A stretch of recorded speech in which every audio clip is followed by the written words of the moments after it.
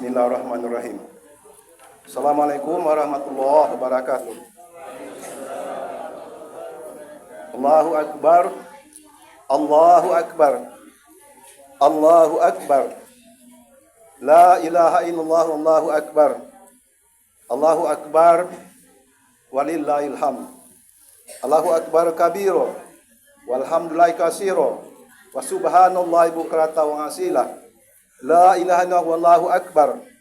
Allahu Akbar. Walillahil hamd. Alhamdulillahirabbil alamin. Wa bihi nasta'in ala umuri dunya waddin. Wal aqibatul muttaqin wala udwan illa 'alal zalimin. Asyhadu an la ilaha illallah wahdahu la syarikalah. Asyhadu anna Muhammadan abduhu wa rasuluhu. Allahumma fashalli wa sallim ala abdika wa rasulika nabiyana Muhammadin wa ala alihi wa sahbihi ajmain. Amma ba'du fa ya ibadallah. Usikum wa iya bitaqwallah faqad fazal muttaqun. Wa qala ta'ala fil ukar. Ya ayyuhallazina amanu taqullaha haqqa tuqatih wa la tamutunna illa wa antum muslimun. Wa qala ta'ala fil ayatil ukar. Innallaha wa malaikatahu yusholluna 'alan nabi. Ya ayyuhallazina amanu shallu 'alaihi wasallimu taslima. Wa qala ta'ala fil ayatil ukar. Inna a'tainakal kausar fasalli li rabbika wanhar inna sani'aka huwal abtar. Allahu Akbar. Allahu Akbar. Allahu Akbar. La ilaha illallah. Allahu Akbar. Allahu Akbar walillahil hamd. Hadirin sidang hari raya Idul Adha yang insyaallah diridhoi Allah. Puji syukur kepada Allah SWT atas berkat dan rahmatnya sehingga kita dapat menunaikan ibadah salat Idul Adha 10 Zulhijjah 1445 Hijriah. Salam dan salam semoga tercurah limpahkan kepada junjungan kita Nabi besar Muhammad sallallahu alaihi wasallam. Allahumma shalli ala Muhammad wa ala ali Muhammad. Hadirin yang berbahagia, hari ini kita melaksanakan salat Idul Adha. Tahun kemarin kita juga melaksanakan salat Idul Adha dan tahun depan akan datang lagi Idul Adha. Yang jadi pertanyaan adalah, apakah kita akan berjumpa lagi dengan Idul Adha tahun depan? Bisa jadi sholat Idul Adha yang kita lakukan tadi adalah sholat yang terakhir bagi kita.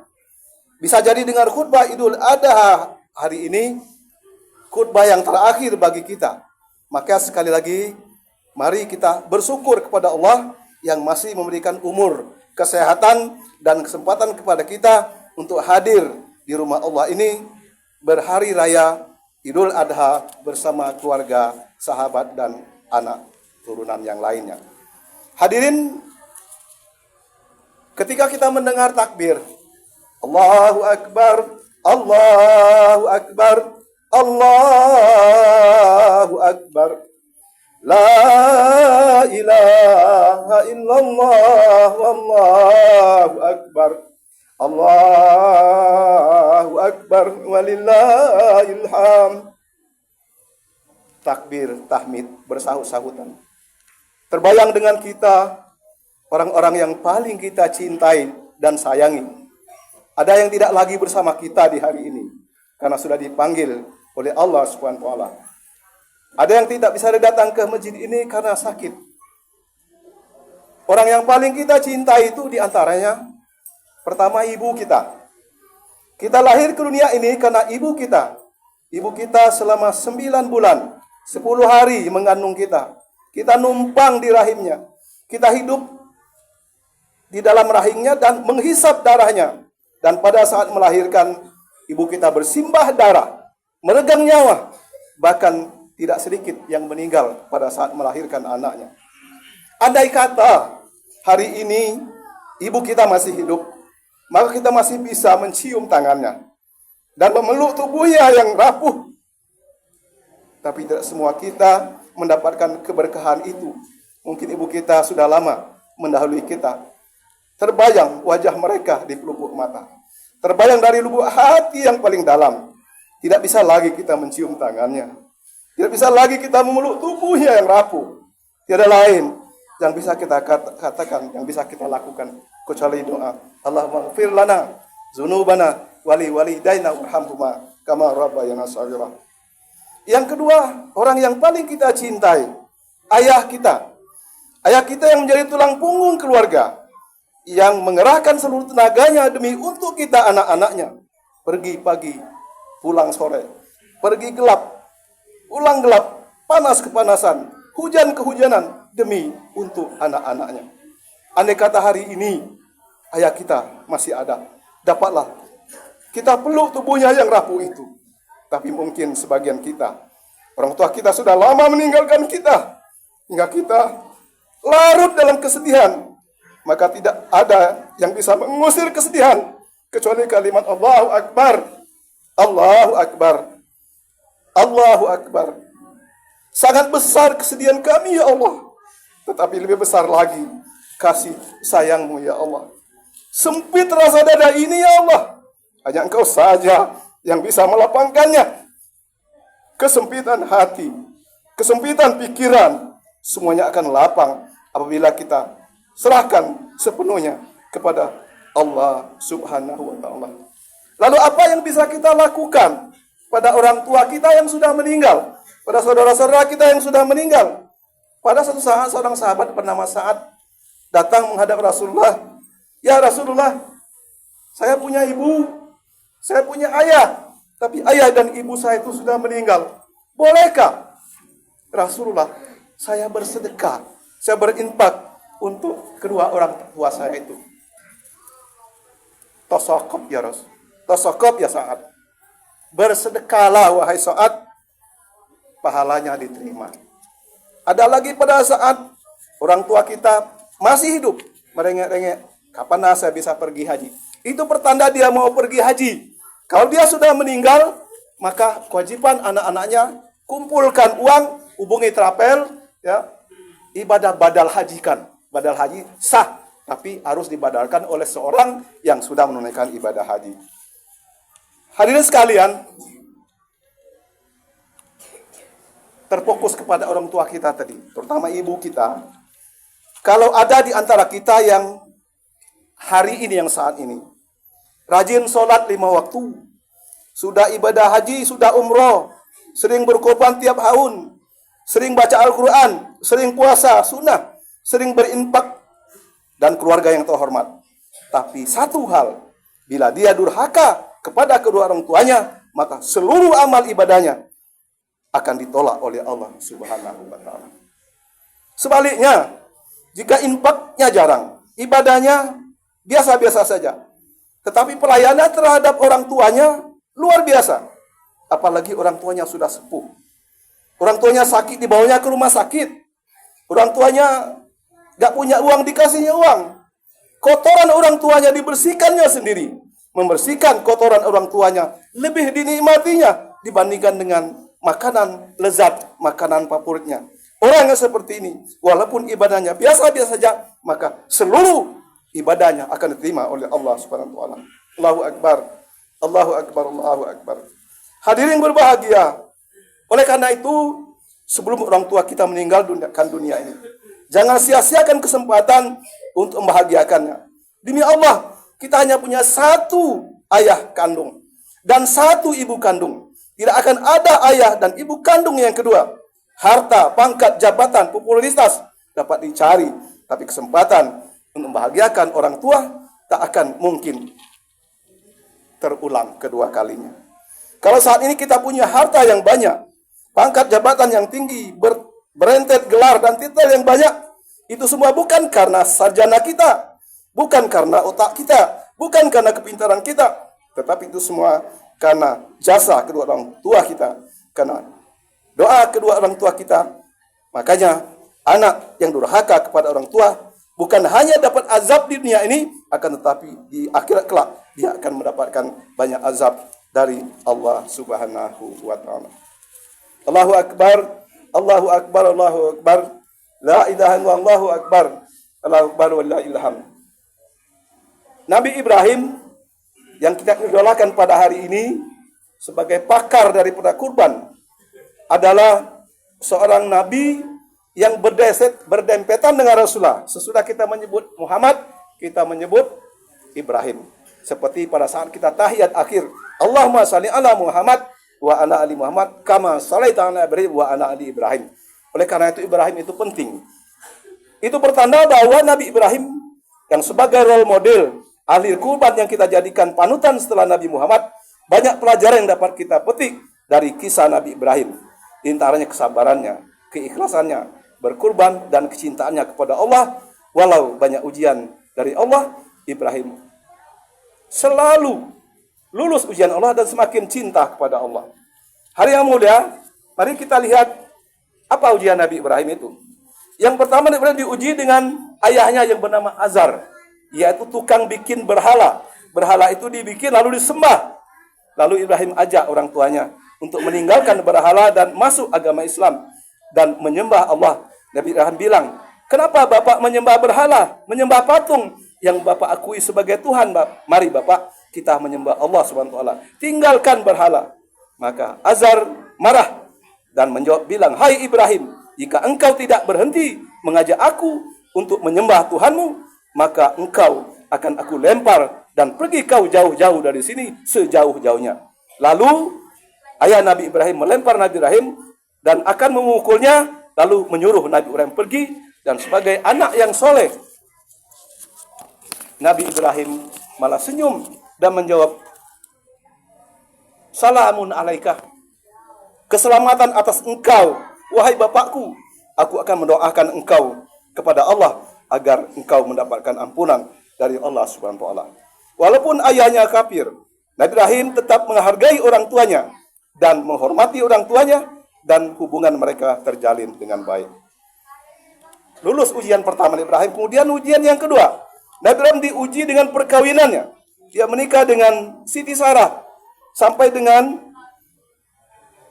umur 85 tahun, belum punya keturunan.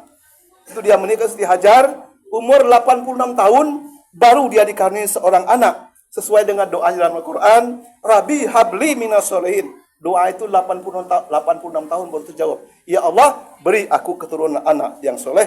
Dan alhamdulillah Allah kabulkan setelah umur 86 tahun dan beliau berhasil ujian kedua. Ujian yang ketiga, Nabi Ismail yang sedang enak-enaknya di pandang mata. Tumpuan kasih sayang kepada anak yang baru didapatkan setelah usianya manulah. Kembali Ibrahim diuji oleh Allah. Wahai Ibrahim, setelah punya anak, cintamu kepada aku berbagi dengan cintamu kepada Ismail. Buktikan sekarang. Yang paling kau cintai atau aku atau anakmu? Kalau kau memang cinta padaku, korbankan anakmu. Sembelih anakmu.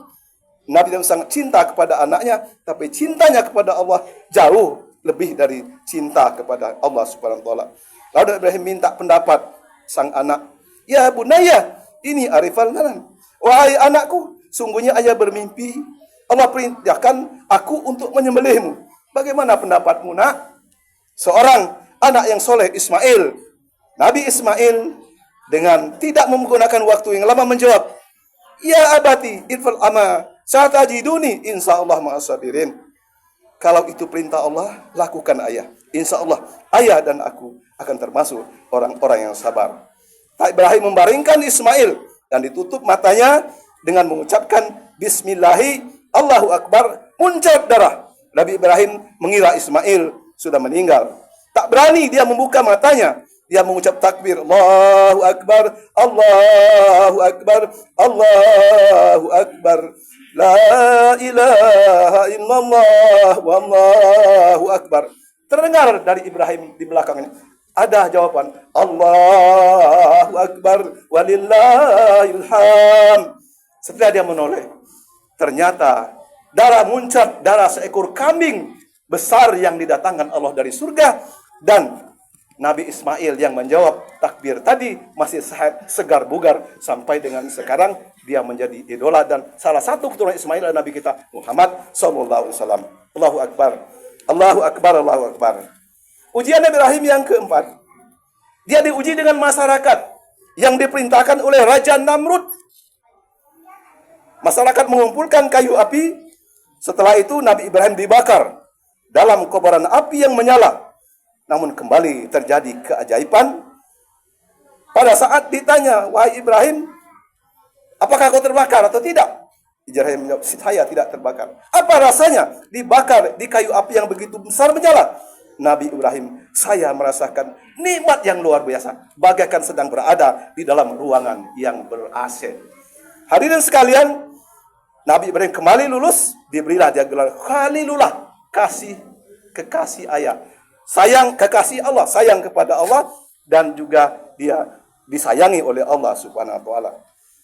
Hal yang mulia, oleh karena itu nikmat yang besar dalam hidup ini bukan kekayaan. Karena banyak orang yang kaya raya tidak dapat menolong dirinya sendiri di alam akhirat.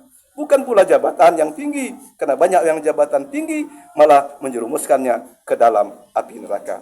Tapi nikmat yang terbesar adalah ketika dititipi harta, maka harta itu digunakan untuk menolong orang lain. Bila kita titipi jabatan Allah, maka jabatan itu akan digunakan untuk menolong agama Allah. Hadirin sekalian, puncak kecintaan adalah kita mau berkorban untuk apa? Untuk siapapun yang kita cintai. Ibrahim, dia rela mengorbankan anaknya yang sangat dicintainya untuk membuktikan kecintaannya pada Allah. Kalau Ibrahim rela berkorban anaknya, kita tidak disuruh untuk menyembelih anak kita, tetapi hanya seekor kambing. Kita yang belum sempat berkorban pada hari ini, kumpulkan uang, mudah-mudahan tahun depan kita bisa untuk menunaikan ibadah korban itu. Kenapa?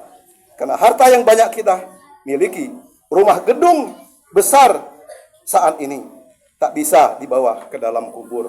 AC yang dingin tak akan bisa mengusir panas dan pengap di dalam kubur.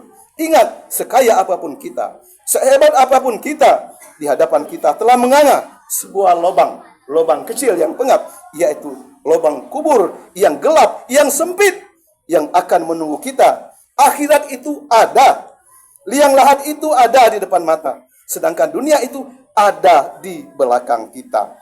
Jangan mengejar sesuatu yang akan kita tinggalkan. Mari kita tingkatkan amal ibadah kita. Berinfaklah, berkorbanlah, rajinlah sholat berjamaah di masjid, bacalah Al-Quran, dan beramalah.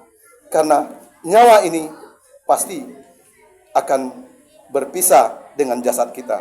Hari ini, kain putih pembungkus kita sedang berkeliling, berkelok-kelok, mengelilingi rumah-rumah kita.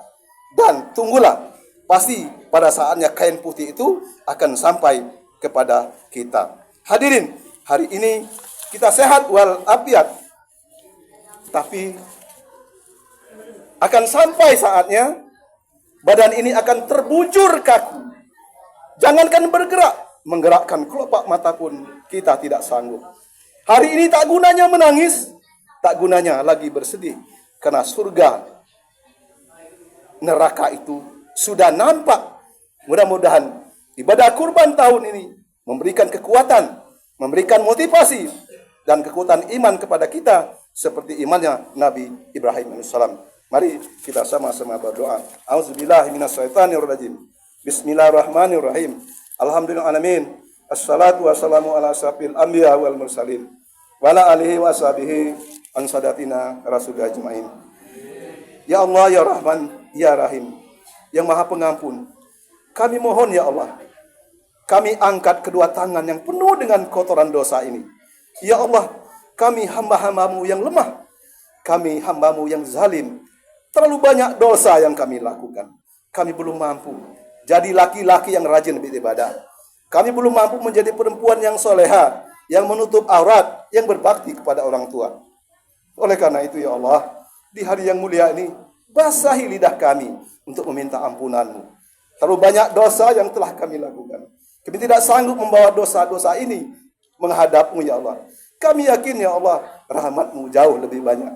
Mungkin dosa yang pernah kami buat terlalu besar, tapi kami yakin ya Allah, ampunan-Mu jauh lebih besar. Ya Allah, tidak ada yang bisa menghilangkan keluh kesah kami selain Engkau ya Allah. Ampuni kami ya Allah.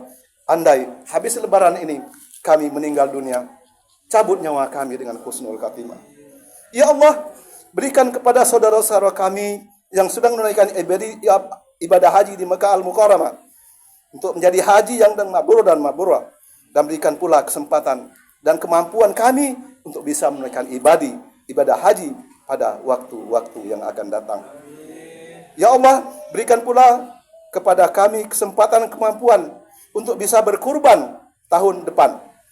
Bagi saudara-saudara kami yang berkorban pada hari ini, ya Allah, terimalah korbannya sebagaimana Engkau menerima korban Nabi Ibrahim alaihissalam.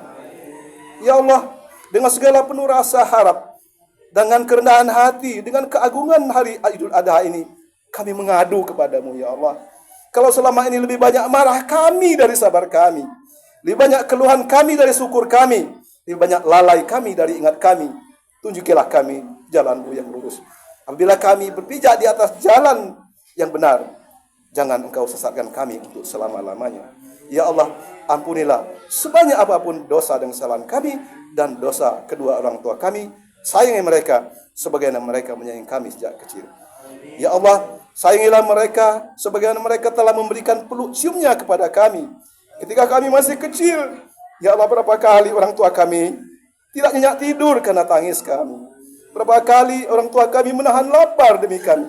Ya Allah, tak dapat kami balas kecuali hanya dengan doa. Allahumma ighfir lana dzunubana walidaina warhamhuma kama rabbayana shaghira. Ya Allah, berikan kepada kami anak cucu keturunan yang saleh dan soleha. Anak selalu akan menyebut nama kami dalam setiap doa dan akan meminta ampunan atas segala dosa-dosa kami, sehingga pada saat kami mati nanti, ya Allah, anak kami berdiri di depan untuk menjadi imam menyembayangkan kami. Rabbana atina fid dunya hasanah wa fil akhirati hasanah wa sabbanar. Subhana rabbika rabbil izzati amma yasifun wa salamun alal mursalin walhamdulillahi rabbil alamin. Assalamualaikum warahmatullahi wabarakatuh.